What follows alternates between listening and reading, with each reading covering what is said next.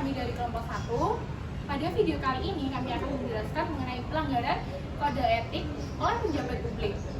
Sebelum video dimulai, kami akan memperkenalkan diri terlebih dahulu. Perkenalkan, saya Reza Maritasari dengan NIM akhir 374. Perkenalkan, saya Ramadana Fayuliana dengan NIM akhir 355. Perkenalkan, nama saya Reza Regita Gita Ramadhani dengan NIM akhir 371. Perkenalkan, nama saya Mantika Azani Nursatina dengan NIM akhir 337. Perkenalkan, nama saya Cynthia Elvidausi dengan NIM akhir 365. Jangan lupa simak videonya ya. Pelanggaran kode etik oleh pejabat publik adalah masalah serius yang berpengaruh besar pada kepercayaan masyarakat dan citra pemerintah. Ketika pejabat publik melanggar kode etik, dampaknya bukan hanya mencoreng nama pribadi, tetapi juga menciptakan ketidakpercayaan dan kekecewaan di masyarakat yang merasa dirugikan oleh tindakan tersebut. Pelanggaran ini bisa muncul dalam berbagai bentuk seperti korupsi, penyalahgunaan kekuasaan, dan tindakan yang tidak jujur yang semuanya merusak sistem dan tatanan pemerintahan yang seharusnya berfungsi untuk kepentingan publik. Salah satu bentuk pelanggaran yang sering terjadi adalah korupsi. Dalam praktiknya, korupsi ini berupa suap atau jual beli jabatan. Contoh nyata adalah kasus Bupati Probolinggo, Puput Tantriana, yang meminta jumlah uang dari calon kepala desa agar mereka bisa mendapatkan posisi tertentu.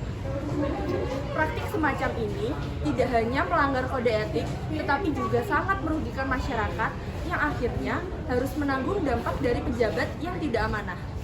Selain itu, penyalahgunaan kekuasaan atau abuse of power sering terjadi ketika pejabat menggunakan posisinya untuk kepentingan pribadi atau kelompok tertentu.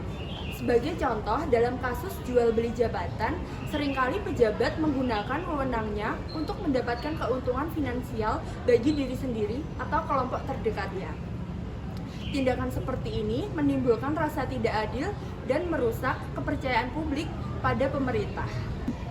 Maladministrasi juga merupakan bentuk pelanggaran yang sering muncul. Ketidakjujuran, pengabdian hukum, dan kurangnya transparansi dalam pelaksanaan tugas publik adalah ciri khas dari pelanggaran ini. Banyak pejabat yang terlibat dalam tindakan yang tidak sesuai etika, yang membuat masyarakat merasa mereka tidak dilayani dengan baik. Dampak dari pelanggaran kode etik ini sangat nyata. Kepercayaan masyarakat terhadap pemerintah semakin menurun.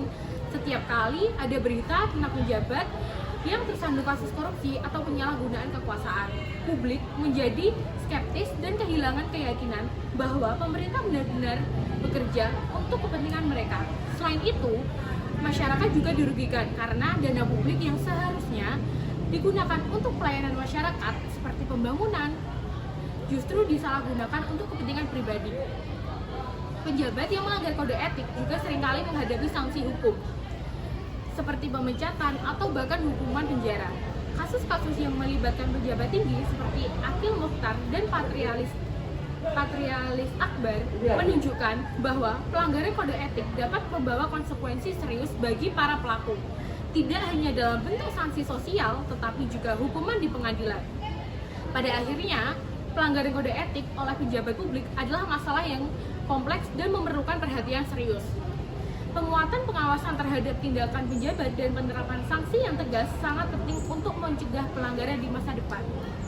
Etika harus menjadi landasan utama dalam setiap tindakan pejabat publik agar mereka benar-benar bekerja demi kepentingan masyarakat secara keseluruhan. Hanya dengan cara inilah kepercayaan masyarakat dapat dipulihkan dan pemerintah dapat berjalan dengan baik sesuai dengan tujuan utamanya, yaitu melayani masyarakat. Adalah bagian dari filsafat yang mempelajari nilai-nilai dan aturan-aturan yang mengatur bagaimana manusia bertindak. Dalam kehidupan sehari-hari, etika seringkali berkaitan dengan 3 hal. Yang pertama moralitas, yang kedua integritas, dan yang ketiga profesionalisme. Moralitas mengacu pada prinsip-prinsip yang membantu kita membedakan mana yang baik dan buruk, benar dan salah. Kata moralitas berasal dari bahasa Latin mores yang berarti kebiasaan atau adat. Dalam masyarakat, moralitas mencakup beberapa aspek seperti norma sosial yang menjadi panduan tentang perilaku mana yang dianggap baik atau buruk, kewajiban moral yang membuat kita merasa perlu melakukan hal tertentu, serta refleksi etis di mana kita berpikir kritis tentang tindakan dan keputusan yang diambil, termasuk dampaknya bagi diri sendiri dan orang lain. Integritas di sisi lain adalah keselarasan antara nilai-nilai pribadi kita dengan tindakan yang kita lakukan setiap hari. Integritas meliputi sikap jujur, tanggung jawab atas setiap tindakan dan konsistensi dalam menjalankan prinsip-prinsip moral yang kita yakini. Sikap ini sangat penting untuk membangun kepercayaan baik dalam hubungan pribadi maupun profesional, terutama bagi pejabat publik dan profesional.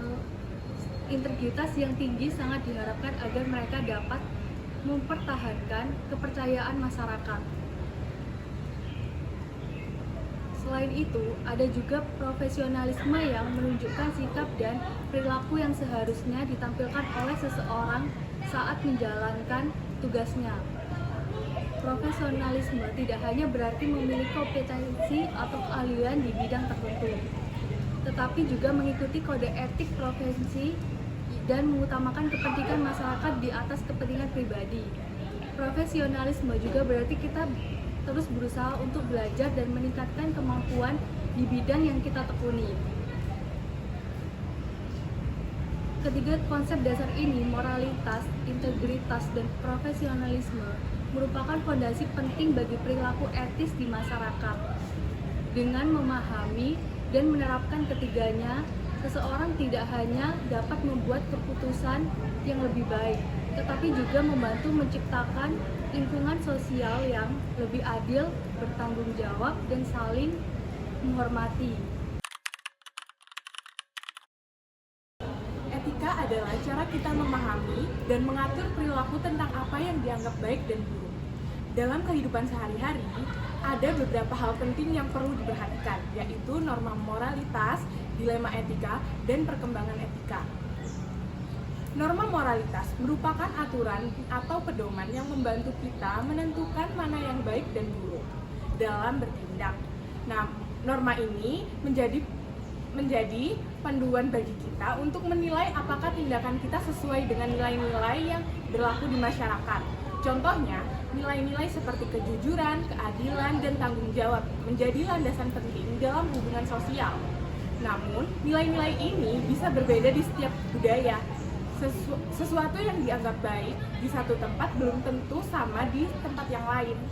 Oleh karena itu, memahami konteks budaya sangatlah penting saat membicarakan norma moral. Selain itu, ada juga dilema etika yang terjadi ketika seseorang dihadapkan pada situasi yang di mana pilihan tindakannya saling bertentangan atau tidak jelas. Dilema etika sering melibatkan konflik antar dua nilai atau prinsip yang sama.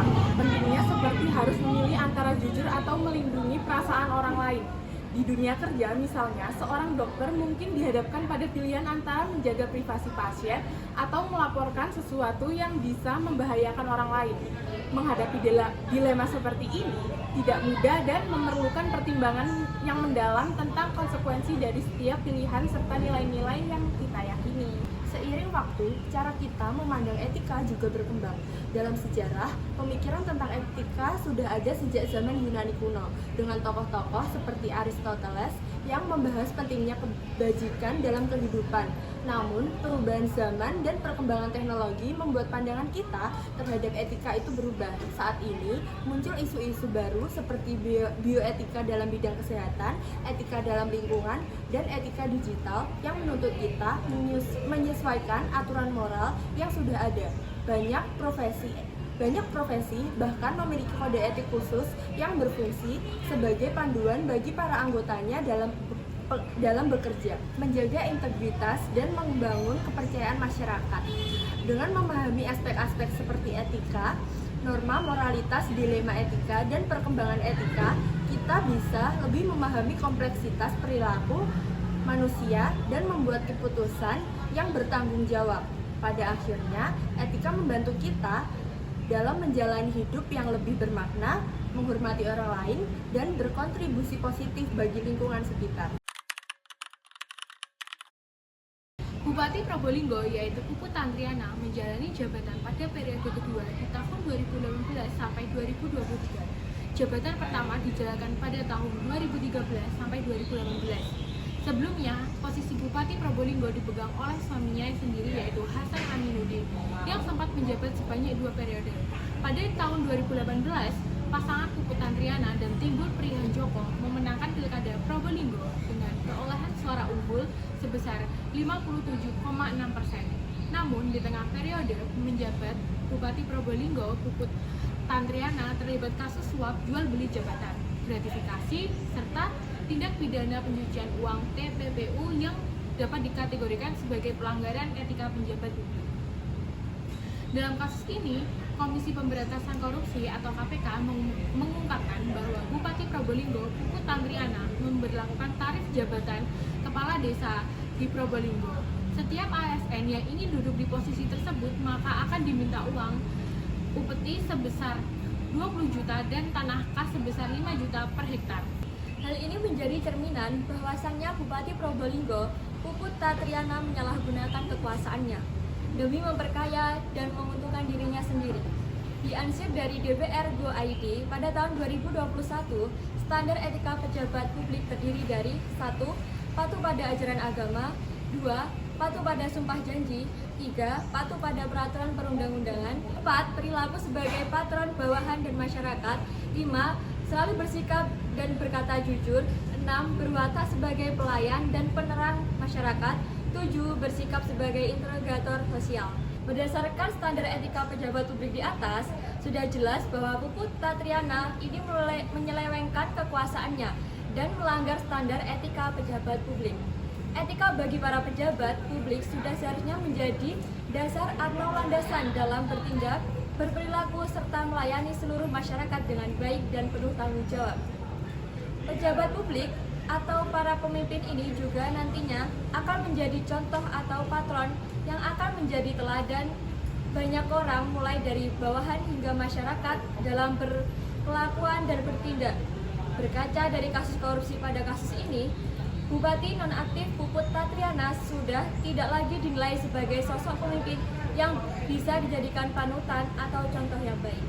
Kemudian, fakta bahwa adanya penggunaan uang masyarakat yang menuntut pejabat publik harus memberikan yang terbaik pula kepada masyarakat.